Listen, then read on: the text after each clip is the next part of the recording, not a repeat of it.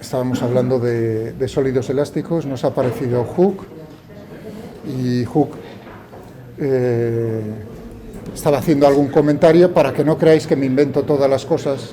Lo que sí voy notando es que me voy haciendo mayor con la velocidad del... Me voy a corregir, no era Bacon, sino era Boyle. Por aquí en algún sitio lo ponía, si no me equivoco. Vamos a ver. ¿Dónde vi lo de Boyle? ¿Dónde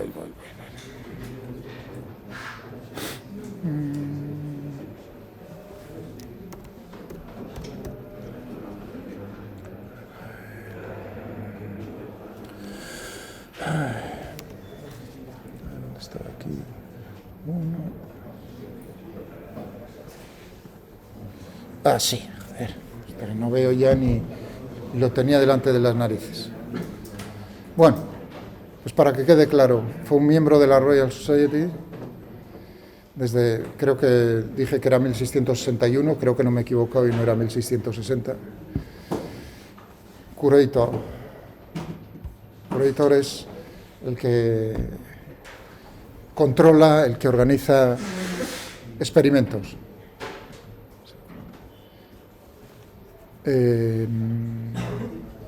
Fue asistente de Robert Boyle, que fue el que le introdujo precisamente a eso. O sea, es decir, que lo que dije, más o menos, siempre digo Bacon, no sé por qué son de esas, no es la primera vez. Boyle. A ver si la siguiente no me equivoco.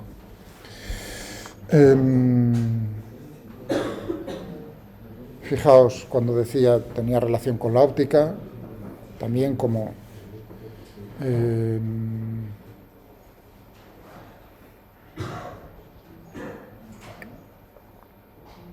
¿no veis? Aquí en física pues hizo una confirmación experimental acerca de la gravitación, ¿no? La ley inversamente, ¿no? Que la fuerza de atracción es inversamente proporcional al cuadrado de la distancia. Hizo la suposición de que eso estaba ocurriendo para los planetas. ¿No veis ahí?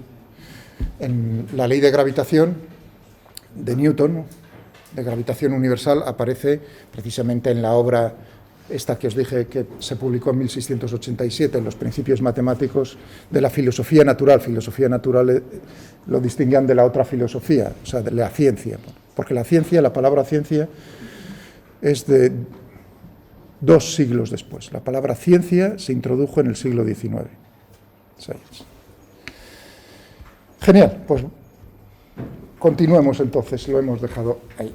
Hay una relación en sólidos elásticos entre, hacemos así las preguntas, hubo 2 o 3 sobre el mismo tema, a ver si lo dejo otra vez incido, porque es muy importante.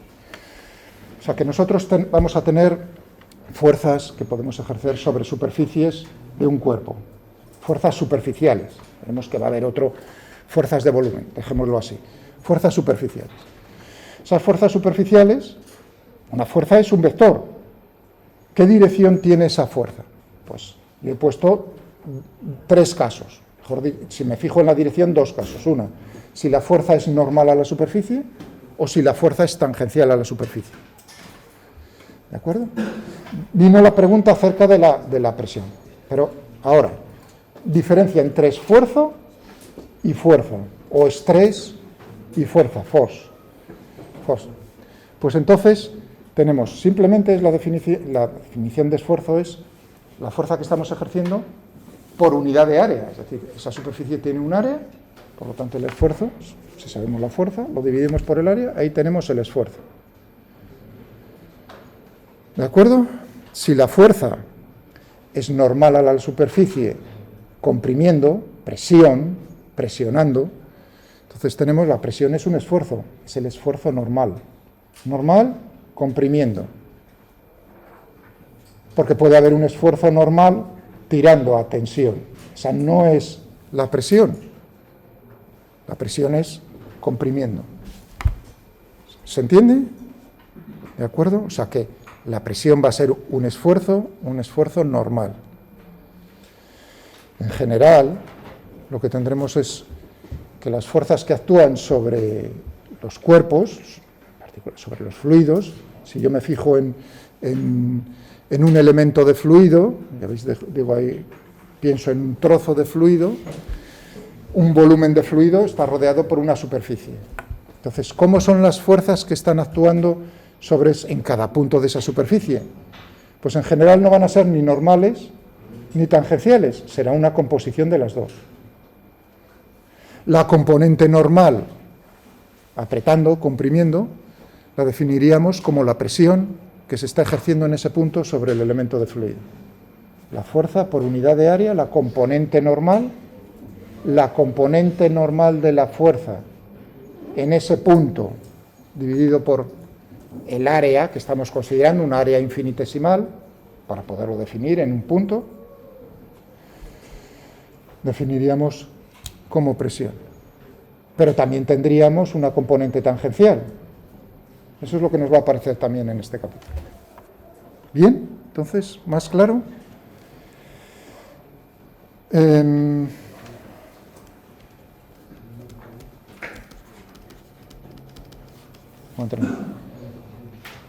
Y ahora vamos a ver qué es lo que ocurre cuando el medio es de otro estilo.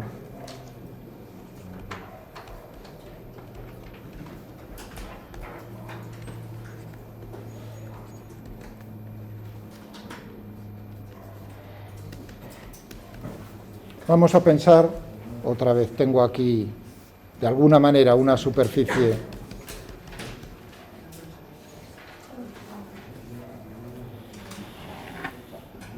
Pensad que me estoy fijando en un trozo de fluido, o sea que hay fluido sobre esa superficie.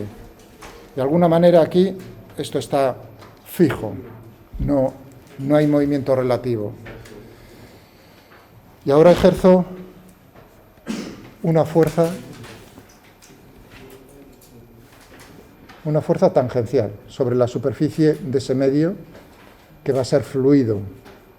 Ahora vamos a ver cuál es el resultado. Uno diría, pues se va a producir una deformación, o sea, se alcanza, mejor dicho,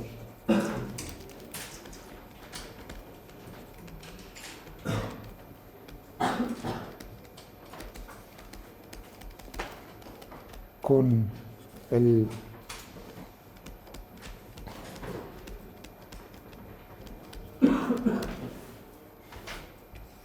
si ejerzo esa fuerza, ¿puedo observar experimentalmente que se alcance de alguna manera un equilibrio en el cuerpo con una cierta deformación? La respuesta es no. No se alcanza.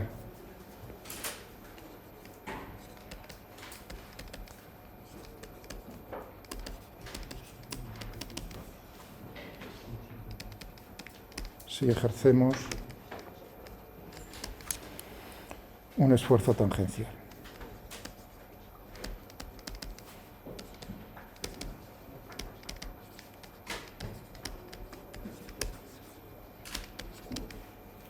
No se alcanza el equilibrio nunca si ejercemos un esfuerzo tangencial sobre el fluido como estamos. Es decir que si cojo, aquí imaginaos que echo un poco de agua, ¿no? De alguna manera sobre la mesa, cojo la mano, ¿no? Y ejerzo una fuerza sobre el agua que tengo sobre la mesa, una fuerza que es tangencial. ¿Qué es lo que va a ocurrir? Que voy a poner en movimiento el agua. Nunca va a alcanzar el equilibrio, es decir, que una situación estática. ¿Eso a qué es debido? Naturalmente a las fuerzas, ¿cómo son las fuerzas internas dentro del fluido? Es que las fuerzas internas dentro del fluido no son capaces de compensar, como en el caso de los medios elásticos, de compensar el movimiento, es decir, que con la deformación llegue algún momento que esas fuerzas internas compensen a la fuerza que estamos ejerciendo externamente en la capa superior, de tal manera que se alcance ese equilibrio.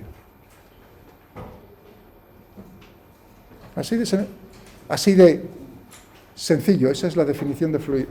¿De sencillo o de complicado? Es decir, que uno se tiene que fijar en cómo es la respuesta de ese medio frente a esfuerzos tangenciales externos a ese medio.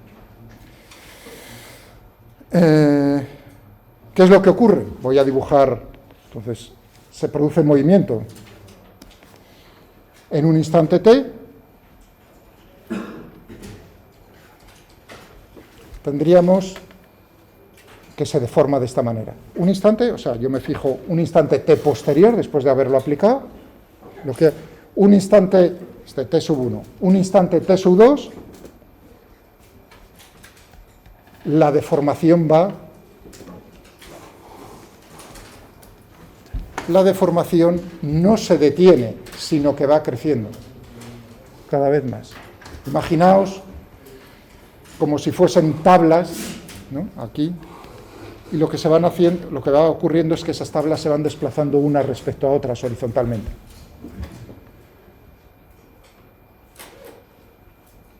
¿Se ha entendido lo que acabo de decir? Imaginaos ahora, sí, vamos ahora a poner una fórmula, no os preocupéis, fórmulas va a haber, sí.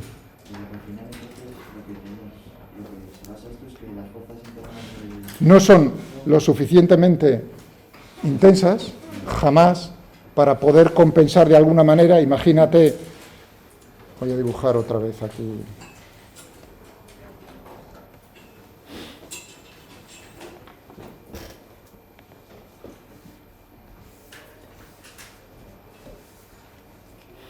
Me voy a fijar, si quieres, sobre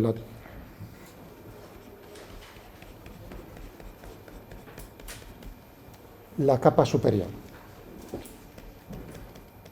He ejercido esa fuerza. Yo aíslo, fijaos, segunda ley de Newton, aíslo esto. Se está produciendo una deformación.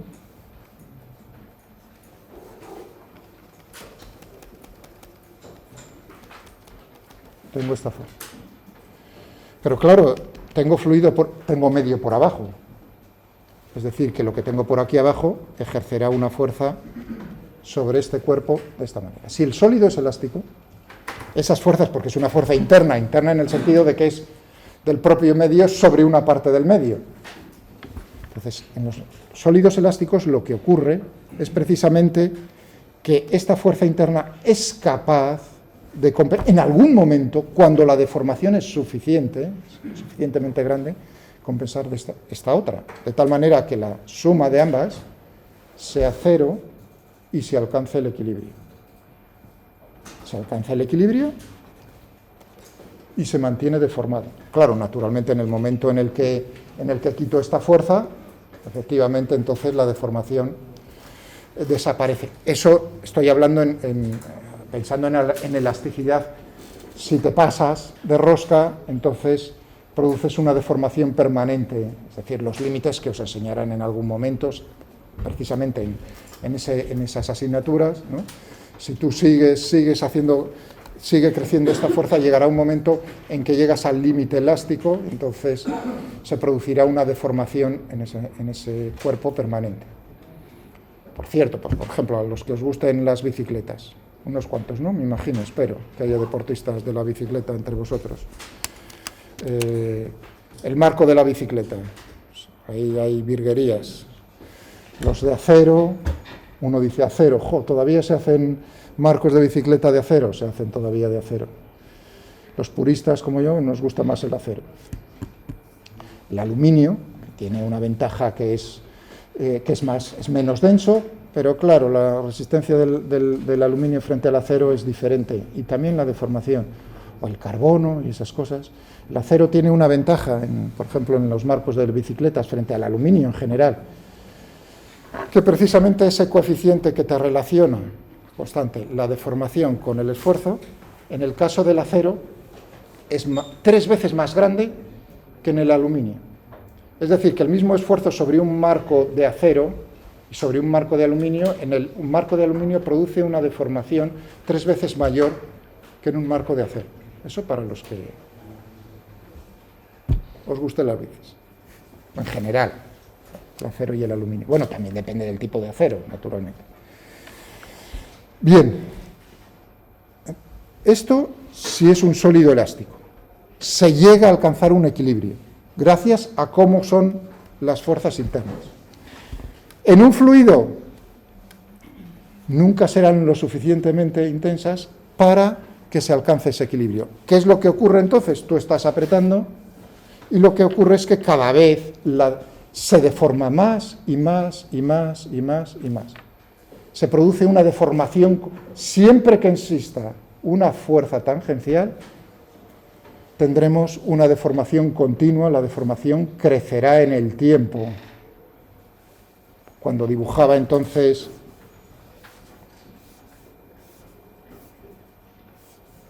en diferentes instantes, eso es lo que está ocurriendo con el fluido.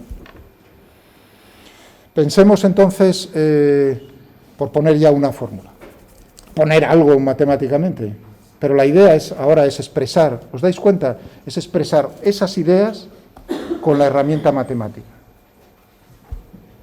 Y eso es donde era Newton un maestro. Por cierto, eso lo conoceréis, os lo dirán los de matemáticas, ¿no? Que era una persona difícil, no solo se manifestó con Hooke, sino con Leibniz también.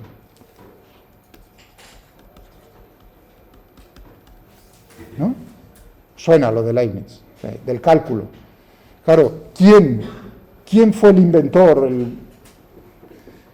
El inventor, vamos a decir esa palabra, del cálculo. O sea, derivar e integrar. Pues Newton tuvo muy a pecho que fue él. Y vamos, intentó por todos los medios, mientras vivía, 1642-1727, que quedase bien claro que era él, pero no está tan claro. Y es muy bonito como los historiadores de la ciencia intentan realmente llegar a ver quién fue. El desarrollo fue paralelo entre Leibniz y, es decir, que la misma idea, cosa que ocurre en la ciencia no es tan raro, cómo se va desarrollando paralelamente en diferentes mentes. ¿Quién fue el primero? Pues eso no queda claro, pero sí queda claro en los escritos de que Newton era bastante difícil en ese sentido. Es decir, bueno, ¿qué más me da? Da igual, lo importante es que se haya... Lo que sí es, para su desgracia, es cómo definía él las derivadas, ¿no? Diferencial, lo que usamos nosotros como notación, Newton y Leibniz. La notación en derivar, la que ha permanecido, es la de Leibniz, en general, casi siempre. En física todavía queda en algún momento la de Newton, lo del punto, X punto, ¿no? La posición. Fijaos, esta notación es de Leibniz. Esta, que era como lo llamaban, las fluxiones, me parece, la derivada, o sea, los términos, lo que utilizaba, lo de derivar, la palabra derivar, la traducción, es de Leibniz, no de Newton. Newton utilizaba otro, y lo que utilizaba como notación y lo que aparece en sus escritos son los puntos, como variación temporal. Eso también como curiosidad. ¿Lo sabíais? ¿Sabéis eso? Os lo habían contado. Vale. Pues está bien preguntarse que siempre ha habido una primera vez en escribir la derivada y la integral, ¿no? Genial. Vamos a ponernos un sistema de ejes, estaba diciendo. Vamos a intentar expresar esto de alguna manera. Otra vez el cuerpo. Que no se me olvide en esta clase todavía la diferencia en ese comportamiento entre gases y líquidos, ¿eh? Que no se me olvide. Muy bien, tenemos aquí la deformación.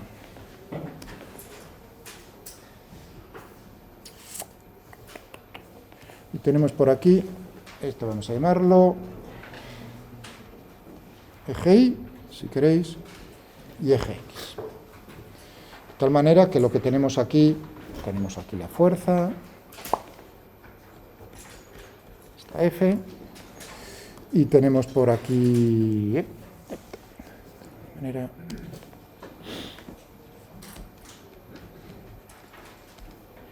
delta de X.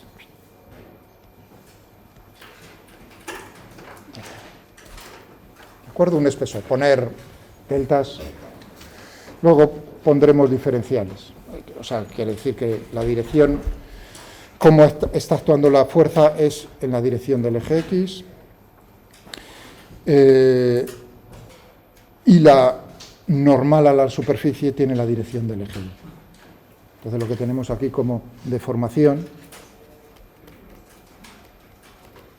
que se está produciendo, la podemos definir.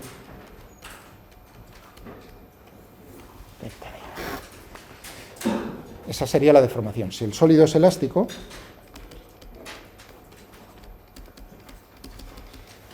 así he dicho la palabra en inglés que se utiliza, stress, pero no he dicho qué palabra se utiliza en inglés para la deformación. Lo vamos a decir también.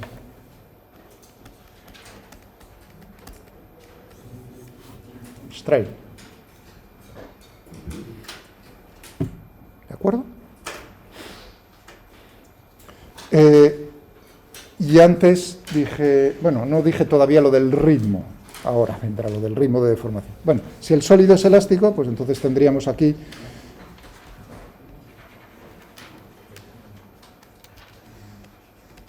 fuerza por unidad de área. Vamos a darle un nombre, si queréis, tau.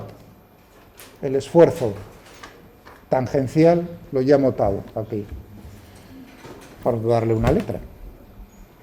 Entonces hay una relación, sería la fuerza tangencial dividido por el área.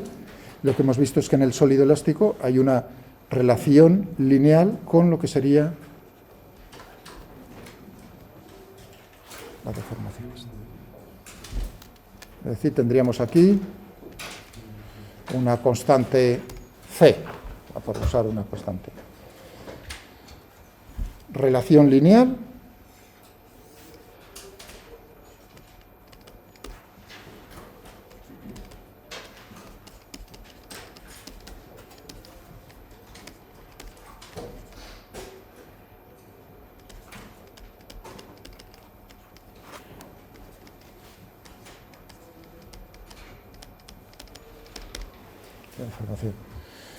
por curiosidad, me estabais preguntando mucho me estabais preguntando, lo cual está muy bien, sobre la presión. En este caso lo estoy definiendo, ¿no?, para el esfuerzo tangencial. Si fuese, imaginaos, a compresión, es decir, también se produce una deformación. ¿Y cómo imaginaos que estoy apretando por todos los lados, lo que estoy haciendo es el cubo más pequeño. Tendríamos un volumen inicial, habría un cambio en el volumen delta de V al comprimirlo, ¿de acuerdo? Entonces, la deformación, cuando el esfuerzo es normal, por toda la definiríamos como el cambio de volumen por unidad de volumen de lo que teníamos inicialmente. Como veis, son aquí las deformaciones, volumen dividido por volumen, y aquí tendríamos longitud dividido por longitud, eso es adimensionado. ¿De acuerdo? Bueno, eso, y sería lo mismo si fuese a tensión. O sea, tirando, habría una variación de volumen. Y tendríamos también, en el caso de la presión,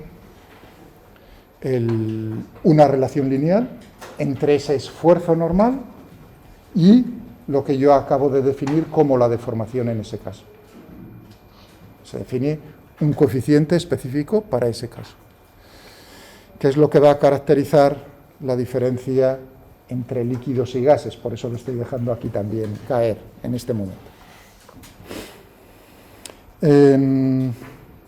Digámoslo ahora, ya que digo, no vaya a ser que se me olvide.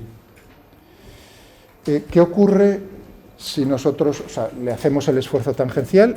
El comentario que he hecho importante, nunca se alcanza el equilibrio y la deformación va creciendo en el tiempo. ¿Qué ocurre si nosotros hacemos un esfuerzo normal, fuerzas normales, a un cuerpo que es un fluido? Lo hemos caracterizado de la otra manera, pues cambia su volumen.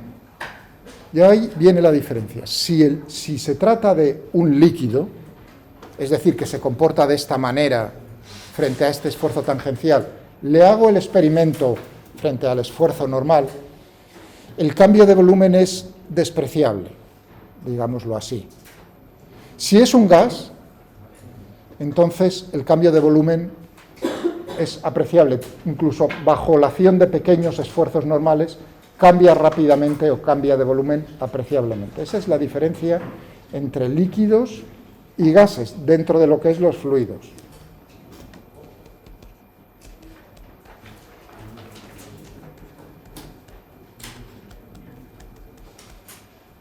Os recuerdo, todo esto que estoy diciendo, en el tema 1 lo tenéis, estupendo. Sí, muy bien. Yo ¿cómo distingo cómo es ese medio? Si es un sólido elástico, es un sólido o es un fluido. Le aplico un esfuerzo tangencial. Y observo, se alcanza un equilibrio con una deformación correspondiente, ese sólido es elástico. Que no se alcanza jamás el equilibrio, es decir, que tú pones en movimiento el fluido y cada vez la deformación va creciendo, va creciendo, va creciendo, jamás para, no se puede alcanzar. Entonces se trata de un medio que es un fluido. Lo haces con gases, lo haces con líquidos y observas ese comportamiento. Es decir, que tanto los gases como los líquidos son fluidos. Y ahora viene, pero es que hablamos de líquidos y de gases como, digamos, caracterizando dos tipos de fluidos. ¿Qué es lo que distingue a un gas de un líquido? Pues precisamente, particular, cómo es su comportamiento frente a la compresión.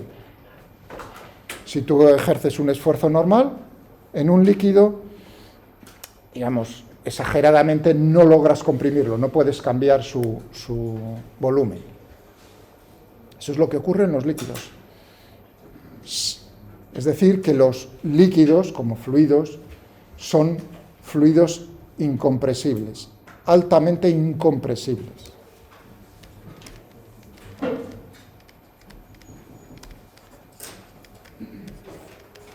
No incomprensibles, sino compresibles. O sea, perfecto, incompresible, no. Es decir, que cualquier líquido puedes lograr comprimirlo. Pero, por ejemplo, como líquido así en el que pensamos todos, que es el agua, pues, fijaos, en la fosa de las Marianas, 10 kilómetros. El agua que tengo a 10 kilómetros de profundidad está aguantando una columna de 10 kilómetros de agua por encima. La presión, fuerza normal, es decir, pensad en un cubo de agua, la presión que está ocurriendo sobre todas las caras de ese cubo de agua, pues la podéis calcular ya. Pensáis en el peso del agua que tenéis por encima, por unidad de área, y ahí tendréis la presión. ¿Qué teníamos? ¿Cómo aumenta en una atmósfera la presión dentro del agua? Presión hidrostática.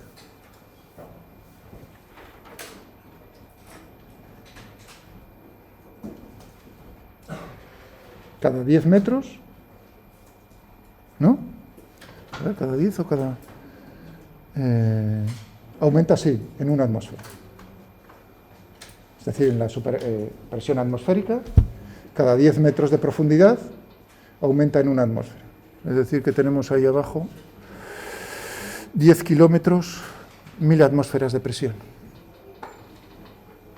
¿Vale? Una presión bastante fuerte. Bueno, el cambio de volumen de ese elemento de agua es, digamos, es un porcentaje muy pequeño, del orden del 1%, creo. Incluso bajo esas presiones tan enormes, el agua es altamente incompresible. Los gases no, los gases ejerces una fuerza de compresión, por muy pequeña que sea, y produces una variación de volumen apreciable. Esa es la diferencia. Otra, por terminar en eso de la distinción entre fluidos y gases. Entre líquidos y gases. ¿Cuál es la...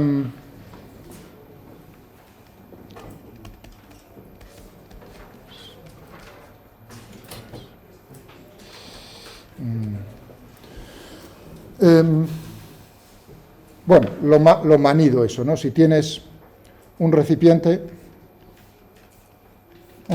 ahí tengo un recipiente, y tengo un recipiente con gas o un recipiente con líquido, y lo llevo a otro recipiente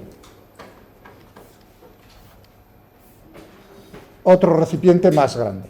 incluso con otra forma. ¿Qué es lo que ocurre con el gas? Que el gas llena todo el volumen del recipiente. ¿Eso qué significa? Que las fuerzas de cohesión en los gases, fluidos, gases, es tan pequeña que no es capaz de mantener el volumen, de mantenerlos todos juntos, las moléculas, unas con las otras.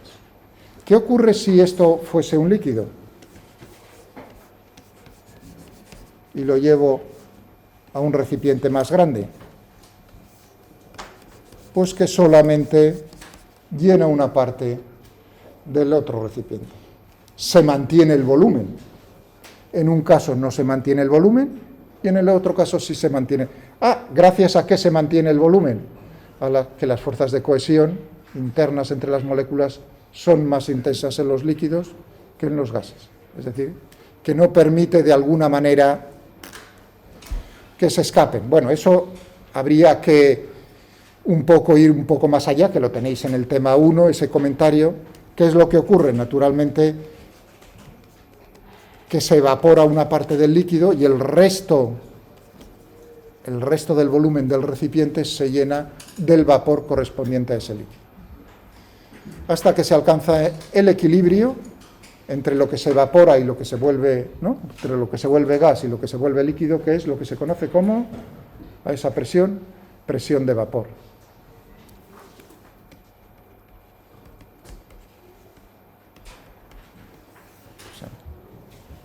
Bueno, eso como comentario. La diferencia, ¿de acuerdo? Es decir, en definitiva, el origen es cómo son las fuerzas internas que están actuando entre moléculas en un gas y en un líquido. Perfecto, liquidado ya Un aspecto interesante en esto es que uno dice, vale, líquidos, de acuerdo, líquidos incompresibles, gases compresibles. O sea, mentalmente uno hace ya esa distinción correcta, por otro lado. Claro, pero ahí viene ahora el asunto de decir, pero habrá casos a lo mejor en los que los gases, debido a cómo es el movimiento de ese gas, se puede considerar también como incompresible. ¿Por qué? Bueno, porque las velocidades que está ocurriendo en ese fluido gaseoso son de tal manera, o las presiones que están ocurriendo son tan pequeñas, o son de tal magnitud que tú puedes seguir considerando ese fluido, que es un gas y que uno dice un gas se puede comprimir, en ciertos problemas, en los gases, podremos considerar el gas también como un fluido incompresible. Ahí habría un poco que matizar y cuándo. Voy a daros ya una idea, que no es precisamente lo que más me gusta, sin demostrar, pero para que tengáis una idea de cuándo se produce eso. O sea, cuándo uno puede decir gas incompresible o gas compresible.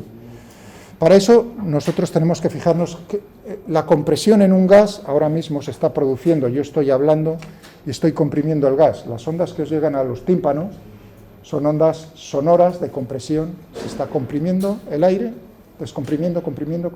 Y eso es lo que produce la señal que se transmite a vuestro cerebro. Claro, ¿y a qué velocidad se transmite? La velocidad del sonido en ese medio.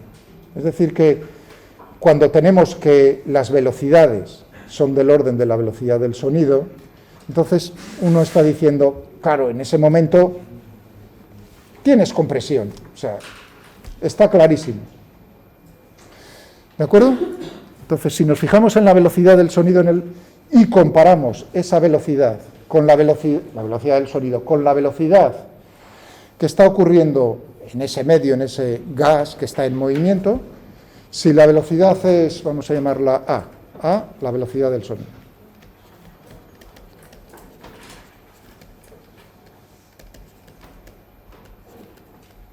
En el gas, en el fluido. Y U, la velocidad que tiene el gas, el fluido, en ese sistema de referencia. Entonces la relación entre la velocidad que tiene y la velocidad del sonido es un número adimensional. Ya Este año mi intención es con vosotros empezar con cosas del análisis dimensional antes que otros años, a ver qué tal sale la cosa. Experimentar con vosotros, a ver qué tal me sale eso. Bueno, en particular, esto se le llama el número Mach. Mach porque es alemán y CH se pronuncia como Kirchhoff.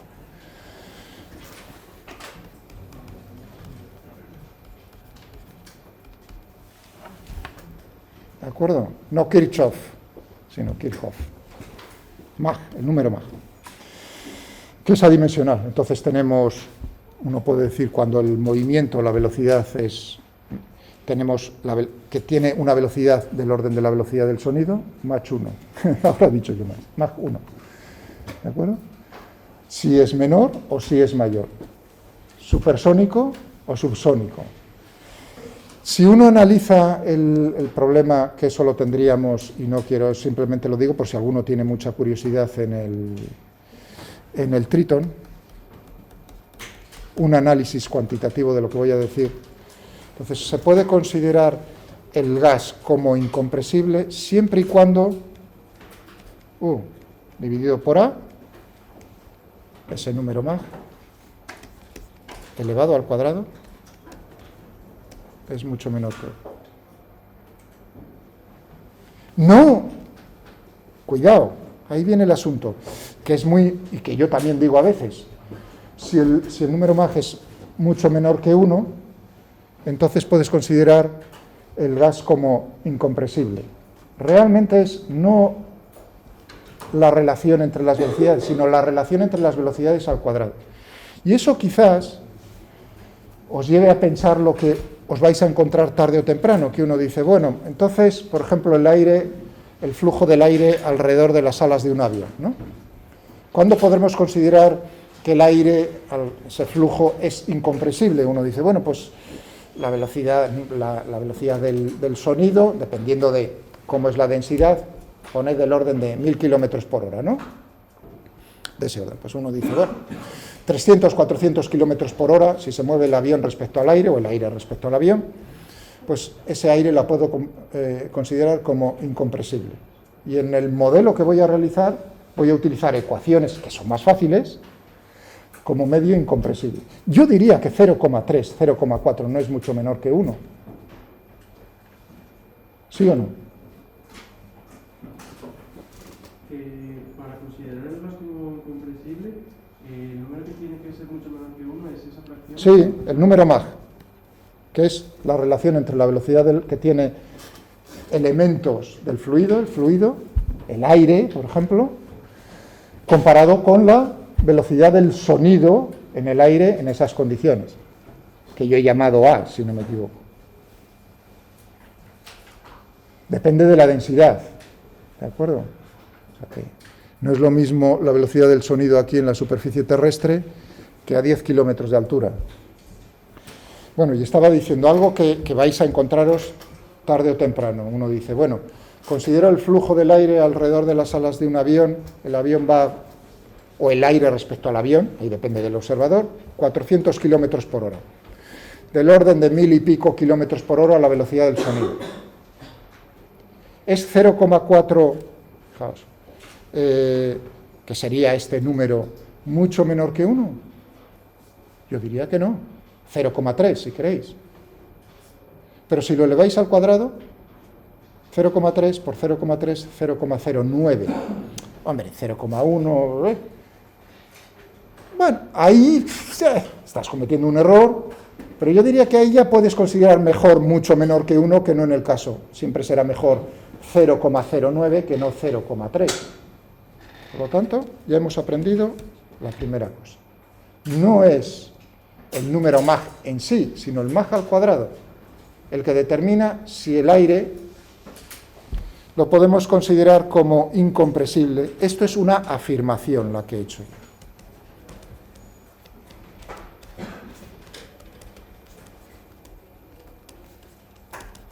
Sin demostrar. Lo que os gusta, aprender de memoria, quiero decir. No necesitaría un poco de tiempo y no lo voy a usar. Pero ahora sí viene el comentario ese que es adecuado, que está bien, uno tiene que tener ideas que no tiene que demostrar una y otra vez en la cabeza. Líquidos, gases, qué bien, me lo he liquidado, que sabía, estaba seguro, estaba temblando, digo, esto se me va a olvidar al final, como siempre vas a ser un chapucero. Una cosa líquida. Volvamos otra vez al esquema que había puesto acerca de la... Vamos a expresar matemáticamente lo de la deformación y voy a dejar ahora caer el ritmo de deformación. Deformación en los sólidos elásticos, ritmo de deformación, a qué ritmo se está deformando de manera continua los fluidos, ¿vale? ¿Algún comentario sobre...? Sí. ¿Puedes poner una definición de fluido como tal? ¿Perdón? ¿Cómo? Si puedes poner una definición de fluido como tal. La definición de fluido viene dado cómo es la respuesta del medio frente al esfuerzo tangencial. Te la acabo de dar todo a lo largo de la clase, no quizás la que te guste, pero es esa. Esa es la definición de fluido. Ah, comentario de vuestro compañero. Tema 1 del Sonesi. Léelo, es muy bonito. Lo que estoy diciendo, no veo los papeles, se me han olvidado. O sea, que lo que estoy diciendo lo tenéis, bueno, en el White, en cualquier libro de fluidos. Empiezan así. No, es un poco desagradable quizás, ¿no? Hombre, uno podría empezar de una forma mucho más sencilla, diciendo, bueno, depende de las formas, cómo son las fuerzas de cohesión en un medio y en otro. Pero eso es todo nada